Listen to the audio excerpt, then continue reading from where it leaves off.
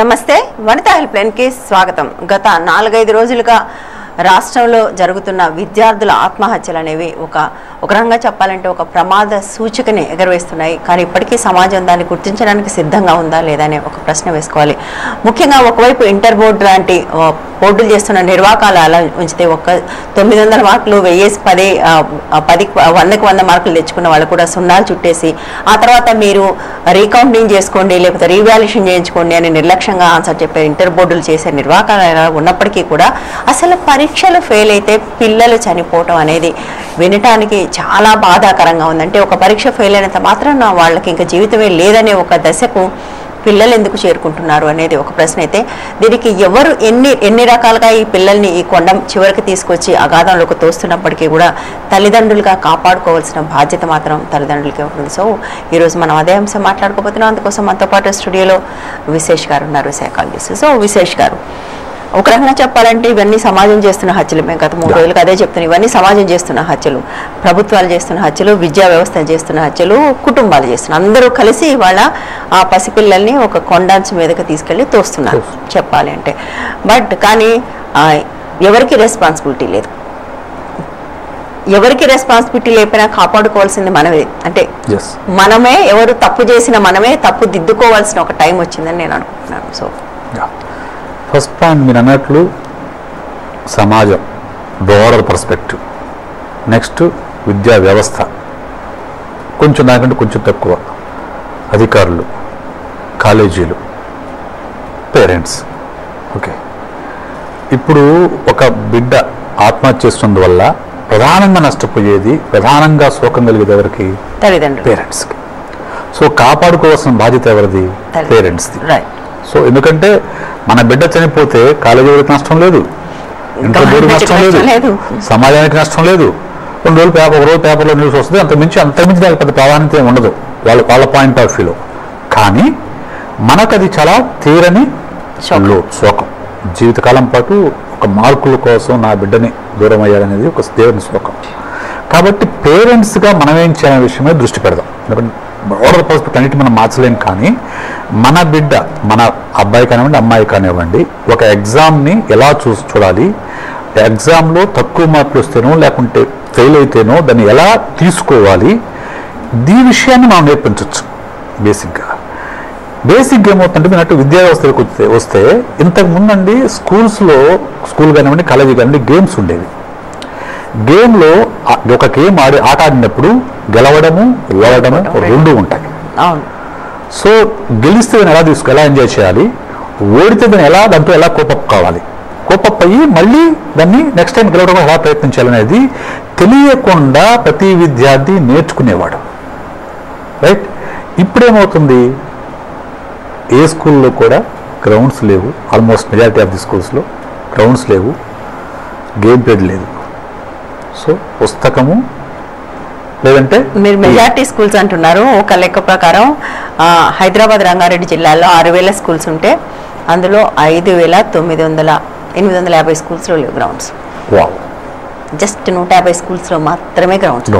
So అంటే అసలు games అనే వాటికి స్టూడెంట్ అనేవాడు పూర్తిగా దూరం అయిపోయాడు. కాబట్టి గెలుపు ఓటములు అనేవి లైఫ్లో ఎక్కడా కూడా వాడికి అనుభవంలోకి రావడంలా.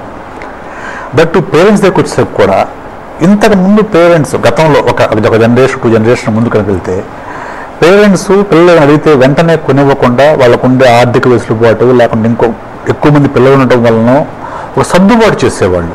పెద్దల పుస్తకాలు చిన్నవాళ్ళు వాడుకోవడము, లేకపోతే పెద్దవాళ్ళ బట్టలు చిన్నవాళ్ళు వాడుకోవటము, అడిగిన వెంటనే ఇప్పుడు వాడే పండగ కొనిస్తాన్ని దాటవేయడము, ఇట్లా రకరకాల కారణాలతో వాళ్లకు డిలేడ్ గ్రాటిఫికేషన్ అలవాటు అయ్యేది. అంటే ఇప్పుడు వెంటనే సాటిస్ఫై కావాల్సిన అవసరం లేదు, నేను కావాలనుకున్నది దానికోసం నేను వెయిట్ చేయాలి అనే ఒక డిలేడ్ గ్రాటిఫికేషన్ అనేది వాళ్ళకి అనుభవంలో వచ్చేది. ఇప్పుడేమవుతుంది, సింగిల్ న్యూక్లియర్ ఫ్యామిలీస్ అయిపోయాయి. సింగిల్ చైల్డ్ ఇద్దరు, అంతకంటే ఎక్కువైతే ఉండడం లేదు అది తెలిసి. సో వీలైనంత వరకు వాళ్ళకి కావాల్సినవన్నీ పేరెంట్స్ వెంటనే అందిస్తున్నారు. ఎలాంటి కష్టమో నష్టమో జరగకుండా బస్సు పెడుతున్నారు, ఏసీ బస్సులు పెడుతున్నారు, లేకపోతే క్యాబ్ పెడుతున్నారు. వాళ్ళకి ఏదైనా అడిగితే బుక్ కావాలన్నా ఇంకొకళ్ళని వెంటనే ఒక డ్రెస్ కావాలన్నా వెంటనే సాటిస్ఫై చేస్తున్నారు వాళ్ళని.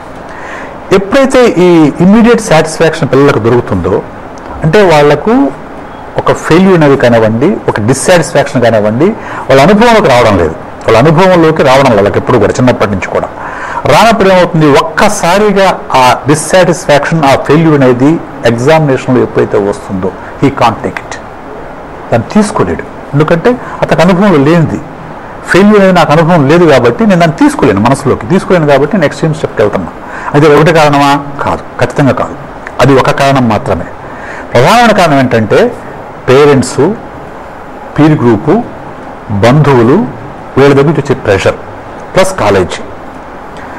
అంటే పేరెంట్స్కి, ఎస్పెషల్లీ తెలుగు రాష్ట్రాల్లో ఉండే పేరెంట్స్కి ఉన్న ప్రధానమైన మీడియా వల్ల కానివ్వండి, లేకుంటే కార్పొరేటివ్ ఎడ్యుకేషన్ సిస్టమ్ వల్ల కానివ్వండి, పీర్ గ్రూప్ ప్రెషర్ వల్ల కానివ్వండి, రకరకాల సోషల్ ప్రెషర్ వల్ల కానివ్వండి, రకరకాల కారణాల వల్ల పేరెంట్స్ అందరికి కూడా ఇంజనీరింగ్, మెడిసిన్, ఇప్పుడు దాంట్లో చేరిన ఇంకో కొత్త జాబితా ఏంటంటే సిఏ, ఈ 3 తప్ప ఇంకే కోర్సులు లేవు అనే ఒక బలమైన అభిప్రాయం ఏర్పడింది. అంటే కండిషన్ అయిపోయారు పేరెంట్స్. ఎడ్యుకేషన్ లేకపోవడము, అవేర్నెస్ లేకపోవడం వల్ల కండిషనింగ్ జరిగిపోయింది. సో ఇంజనీరింగ్, మెడిసిన్, సిఏ, వీటిలో సీట్ రాకపోతే ఏమైపోతాడు బిడ్డ? అవును, ఎలా బతికేస్తాడు? ఎట్లాగా నీకు సీట్ రాక ఎట్లాగా రావాలి? ఐఐటి సీట్ రావాలి, జేఈ సీట్ రావాలి, లేకుంటే ఇంజనీరింగ్ ప్రాణకాల సీట్ రావాలి. తెచ్చుకోకపోతే వేస్ట్. అది ఆ అమ్మాయి చూడు ఎట్లా ఉంది, ఈ అమ్మాయి చూడు మెడిసిన్ సీట్ వచ్చింది. కంపారిజన్ అండ్ స్ట్రెస్, వాళ్ళకి లాట్ ఆఫ్ స్ట్రెస్ ఇవ్వడం. దానికోసం తీసుకెళ్ళి ఒక రెసిడెన్షియల్ కాలేజ్ చేర్పించడం. ఆ రెసిడెన్షియల్ కాలేజ్లో మార్నింగ్ 6:30కి మొదలైతే నేను చూశానండి, హైదరాబాద్లో ఉంటూ కూడా పేరెంట్స్ పిల్లలను రెసిడెన్షియల్ కాలేజ్ చేర్పించిన పిల్లలు చాలా మంది పంపిస్తారు. ఎందుకంటే ఇంట్లో ఉంటే టైం వేస్ట్ అవుతుంది, ట్రాన్స్పోర్ట్ టైం వేస్ట్ అవుతుంది కాబట్టి రెసిడెన్షియల్ కాలేజ్ పడేస్తే so time.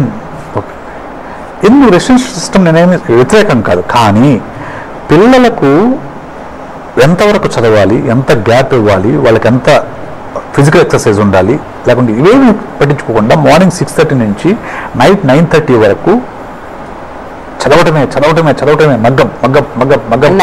Morning 6:30 to 9:30 first ఇయర్లో, సెకండ్ ఇయర్లో 11:30 దాకా, 11:30 వరకు. సరే, ఇంకా అప్పుడు వాళ్ళకి రిలాక్సేషన్ ఎక్కడి నుంచి వస్తుంది?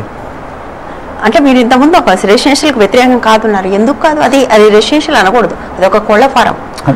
కోళ్ల ఫారంలో కుక్కినట్టుగా పిల్లల్ని మీరు చాలా చూస్తారు రెసిడెన్షియల్ ఈ కాలేజెస్. అది పేరుకే కాలేజ్, 2 క్లాస్ రూమ్స్ ఉంటాయి, పైన హాస్టల్ రూమ్స్ ఉంటాయి, దానికి గేటుకి తాళం ఉంటుంది. అంటే ఒక రకంగా చెప్పాలంటే ఆ పిల్లలు ఏజ్ అది 15, 16, 17 ఏళ్ల వయసులో వాళ్ళకి ఒక గేట్ గేట్ వేసి లాక్ చేసి లోపల ఒక బిల్డింగ్లోనే, అంటే ఒక గట్టిగా అంతా కలిసి ఆ బిల్డింగ్ ఒక 2-3 గదులు తప్ప వాళ్ళకు జీవితంలో లేకుండా, ఆదివారం రోజు వస్తే ఆ పిల్లలు బయటికి తీసుకెళ్ళడానికి నేను 1-2 సార్లు వెళ్ళాను. అసలు ఎట్లా ఉంటుందంటే వాళ్ళకు అది ఆ వేదన అర్థమే కాదు. అక్కడ ఉండే మనుషులు చాలా మంది, ఐఎమ్ సారీ టు సే, అక్కడ ఉండే వాళ్ళు కంప్లీట్లీ నాట్ క్వాలిఫైడ్. వాళ్ళు చదువు చెప్పడం క్వాలిటీ లేదు, వాళ్ళ కౌన్సిలర్స్గా ఉండే క్వాలిటీ ఉండదు, ట్యూషన్ చెప్పే అర్హత ఉండదు, ఏమీ ఉండదు. వాళ్ళు బేసిక్గా పిల్లల్ని భయపెట్టి బెదిరించి మగ్గప్ చేయించడం తప్ప అక్కడ చదువు తప్ప మిగిలినవన్నీ ఉంటాయి. అంటే ఒక రకంగా ఒక జైలు లాగా ఉంటుంది. 2 ఏళ్ళు అయితే చాలా మంది పేరెంట్స్ పిల్లలకి చెప్తారు కూడా, 2 ఏళ్ళు కళ్ళు మూసుకొని భరించాలి. ఈ 2 ఏళ్ళు కళ్ళు మూసుకుని భరించిన తర్వాత చివరికి ఈ రిజల్ట్ వస్తే వాడు ఎట్లా భరించగలుగుతాడు?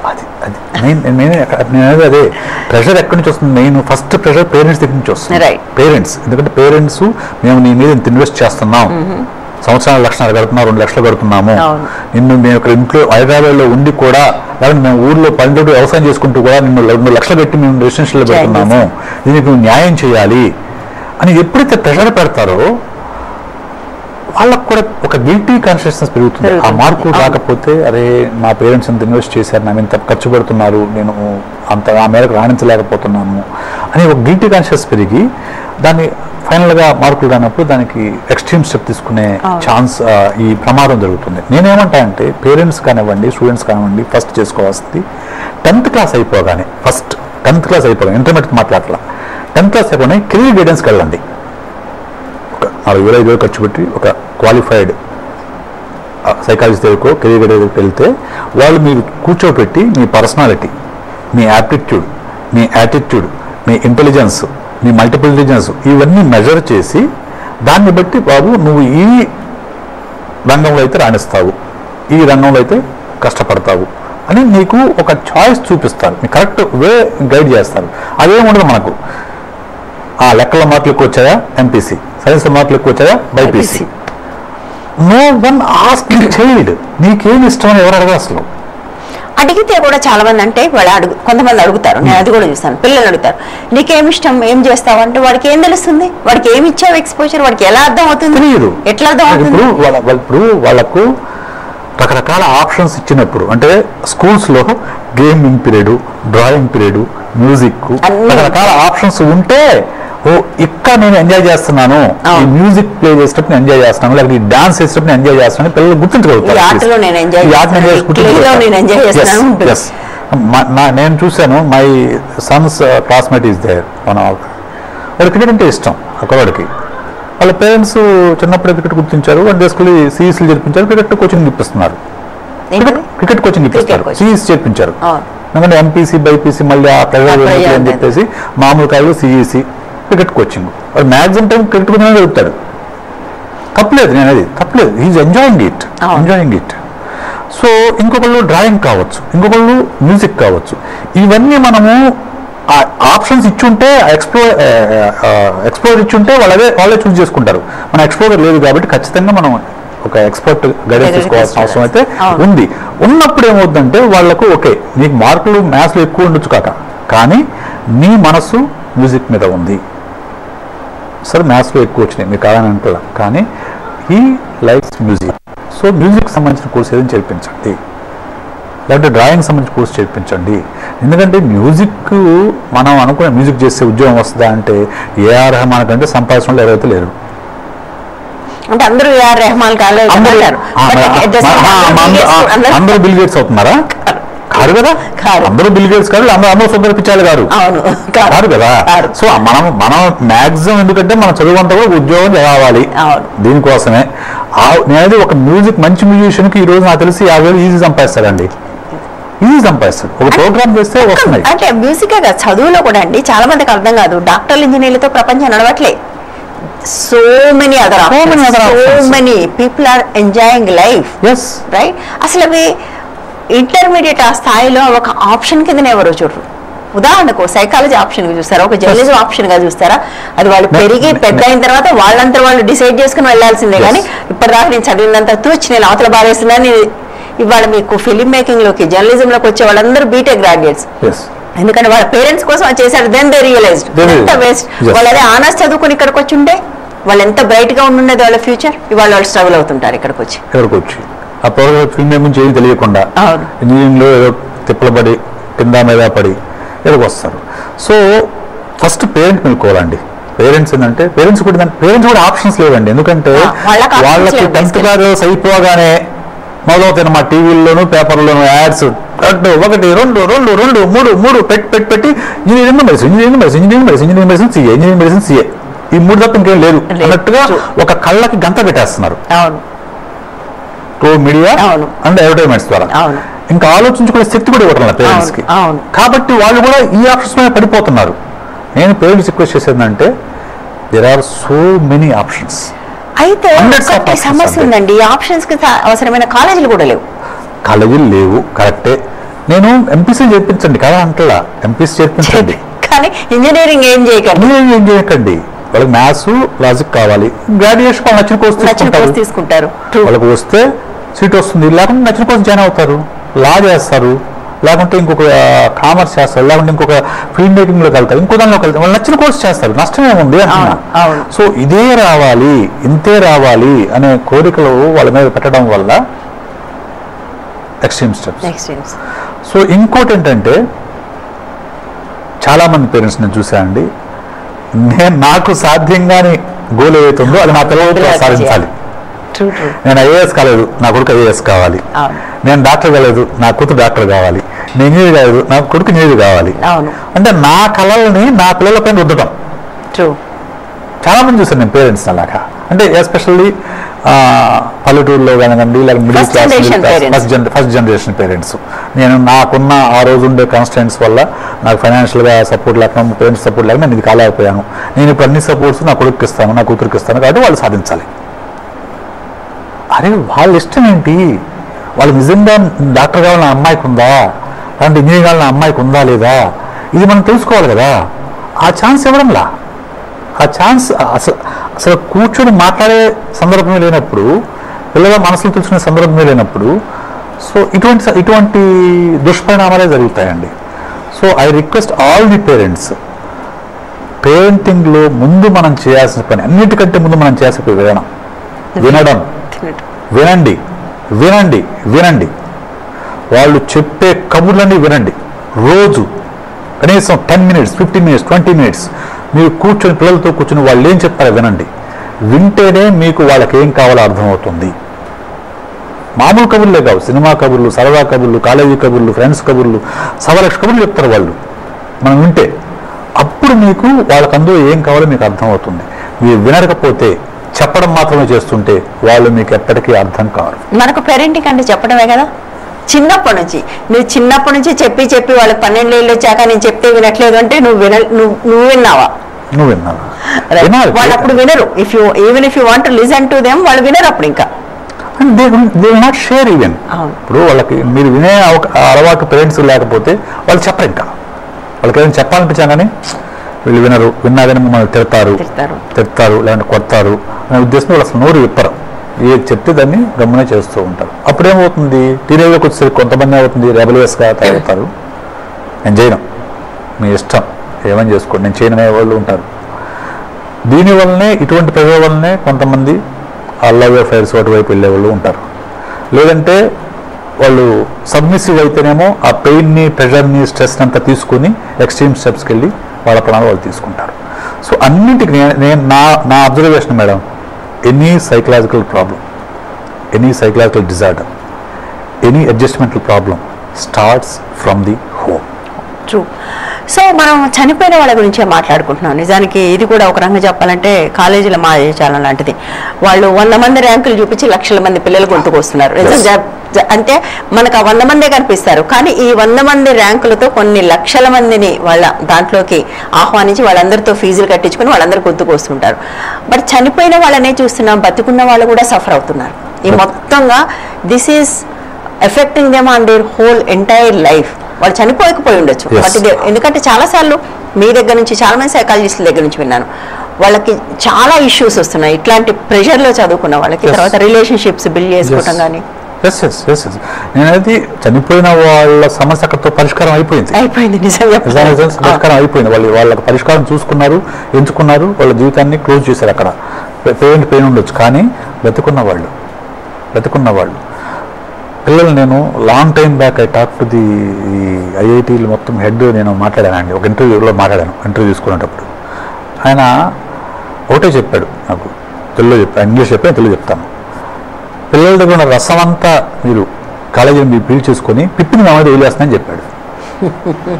అంటే వాళ్ళకి బాగా గ్రైండ్ చేసి, ఇంటర్మీడియట్లో గ్రైండ్ చేసి చేసి చేసి చేసి చేసి పల్పుని మా మీద తోసేస్తున్నారు. వాళ్ళకి వచ్చాక వాళ్ళ అంత పెర్ఫార్మెన్స్ ఏం కనపడలేదు మా దగ్గర అన్నాడు.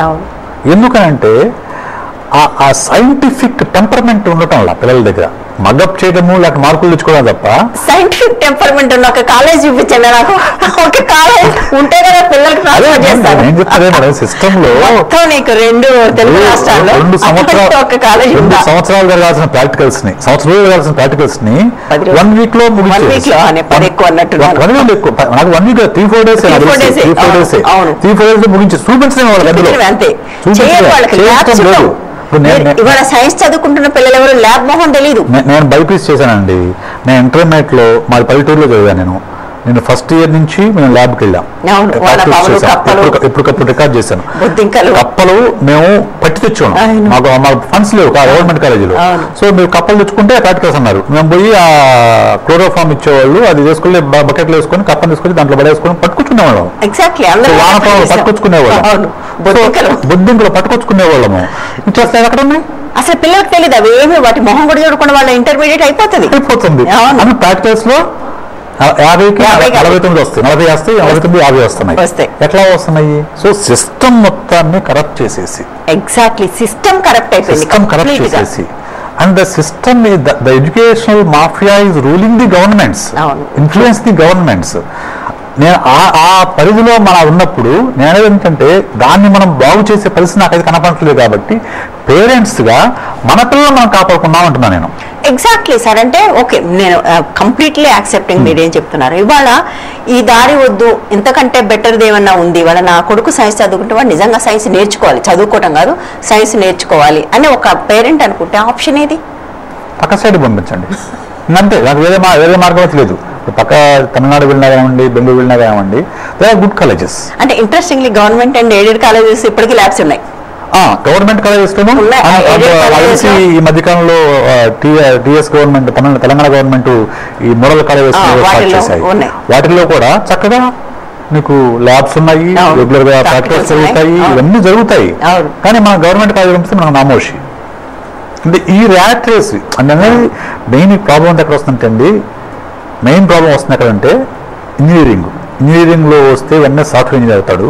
4 years అయిపోగానే ఎక్కడో చోట ఒక 25,000-30,000తో జాయిన్ అవుతాడు. ఆ తర్వాత ఒక 2-3 years కల్లా యూఎస్ అవుతాడు. ఇది మెయిన్ గా పేరెంట్స్ టెంప్ట్ చేస్తున్న విషయం, అందుకు కాబట్టి మా పిల్లలకి ఐఐటీలోనో జేఈలోనో లేకుంటే ఎంసెట్లో ఒక మంచి కాలేజీలో సీటు కావాలి, అప్పుడు బాగా సెటిల్ అయినట్టు అనేది. నేనేమంటా అంటే సెటిల్మెంట్ అంటే కేవలం జాబ్ సంపాదించుకోవటం కాదు, చేస్తున్న పనిని ఎంజాయ్ చేయటం. నేను సింపుల్ ఉదాహరణ చెప్తాను. మన అందరూ తెలిసిన ఉదాహరణ కృష్ణానగర్లో కొన్ని 100,000 మంది ఉంటారు.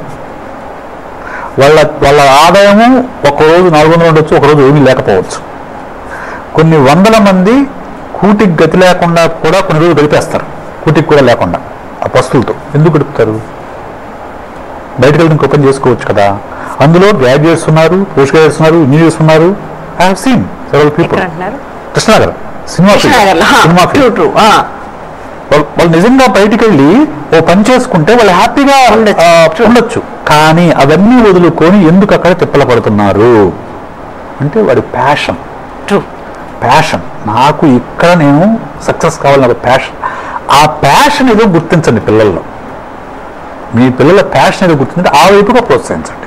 అది ఏ రంగమైనా కావచ్చు. వాళ్ళ ప్యాషన్ గుర్తిస్తే అటువైపున వాళ్ళని కనుక చేస్తే వాళ్ళ సంపాదన తక్కువ వచ్చేమో కానీ వాళ్ళు హ్యాపీగా బతికేస్తారు. సక్సెస్ అయ్యే అవకాశాలు ఎక్కువ ఉంటాయి. ఎందుకంటే వాళ్ళు ఎంజాయ్ చేస్తారు, పనిని ఎంజాయ్ చేస్తాడు. ఏ పని అది ముగ్గులు వేయడం కావచ్చు, ఒక టాటూస్ వేయటం కావచ్చు. టాటూస్ వేయడం కూడా ఒక ఇది ప్రొఫెషన్. టాటూస్ వేసేది పచ్చబొట్లు పొడుస్తావా అంటే టాటూ వేస్తే వాళ్ళు హ్యాపీగా బతికేస్తున్నారు. ఏదైనా వాళ్ళు నచ్చిన పని చేయనిస్తే చాలు పిల్లలు. Any field they will excel అండి. బట్ నచ్చిన పని అంటే మనకు అదే ఇప్పుడు ఎక్కడ వస్తుందంటే పేరెంట్స్కి నచ్చిన పని వాడికి ఏం తెలుసు, నాకు తెలుసు, వాడికి ఏం తెలుసు. ఐ థింక్ చాలాసార్లు వాడికి నచ్చింది మనకు నచ్చదు. పిల్లల మీద మొదటి నుంచి రుద్దుతాం కదా, నాకు నచ్చింది నువ్వు చేయాలి, నీకు నచ్చడానికి వాల్యూ లేదు, ఎందుకంటే నీకు దానికి అవసరమైన ఇన్ఫర్మేషన్ లేదు కాబట్టి నీకు నచ్చడానికి వాల్యూ లేదు. ఐ థింక్ దిస్ ఇస్ ఇంత క్లియర్గా చెప్పకపోవచ్చు కానీ ఇదే ధోరణి ఉంటుంది పేరెంట్స్ అందరూ కూడా తమ ఒపీనియన్ పిల్లలకు దిగుతారే తప్ప పిల్లల ఒపీనియన్ ఇప్పుడు కన్సిడర్ చేయరు. చాలా మంది పేరెంట్స్ కన్సిడర్ చేయరు. కానీ మనం బేసిక్గా మిడిల్ క్లాస్ పేరెంట్స్ గమనించాల్సిన ఒక ముఖ్యమైన విషయం ఏంటంటే హై క్లాస్ అంటే రిచ్ పీపుల్ కనుక మీరు తీసుకుంటే వాళ్ళు ఎవరు ఎంసెట్ కోసం పోటీ పడరు. వాళ్ళందరూ గమనిస్తే మనం వాడు సిఈసీనో హెచ్ఈసీనో ఆర్ట్స్ గ్రూప్ చేస్తాడు, చేరి డ్రామానో ఎలక్ట్యూషనో ఇంకోటి నేర్చుకుంటాడు. వాడికి చదువుతో బతకాల్సిన అదే చెప్తున్నా అండి. వాడికి చదువుతో బతకాల అవసరం లేదు కాబట్టి వాడికి ఒక ఎంపైర్ ఉంది కాబట్టి సో వాడు మేనేజ్మెంట్ టెక్నిక్స్ ఎక్కువ నేర్చుకుంటాడు. మేనేజ్మెంట్ టెక్నిక్స్ ఉండేది ఆ వైపుగా వెళ్తాడు. కానీ అగైన్ అక్కడ ఎంపైర్ ఉంటా ఒకటే ముఖ్యం కాదు, వాడు తన ఎంపైర్ రన్ చేసుకుని కావాల్సిన స్కిల్స్ వాడు తీసుకుంటాడు. జాబ్ అనేది జాబ్ వేరు, కెరీర్ వేరండి. ఫస్ట్ మనం గుర్తించాలి. జాబ్ అంటే ఒకటి కోసం పనిచేయటం, కెరీర్ అంటే నాకు నచ్చిన పని చేసుకుని నేను సంపాదించుకోవడం. ఐ థింక్ ఇది చాలా మందికి ఇప్పటికీ అర్థం కాదు. ఏం జాబ్ చేస్తున్నావు ఇప్పటికీ చాలా మంది అడుగుతారు, ఏం పని చేస్తున్నావు అని ఎవరు అడగరు, ఏం జాబ్ చేస్తున్నావు. I think that's where we have to change attitude also. Thank you so much అండి. ఇది వాటి హెల్ప్ లైన్. రేపు మరో అంశంతో మళ్ళీ కలుద్దాం. Stay tune to 130 TV.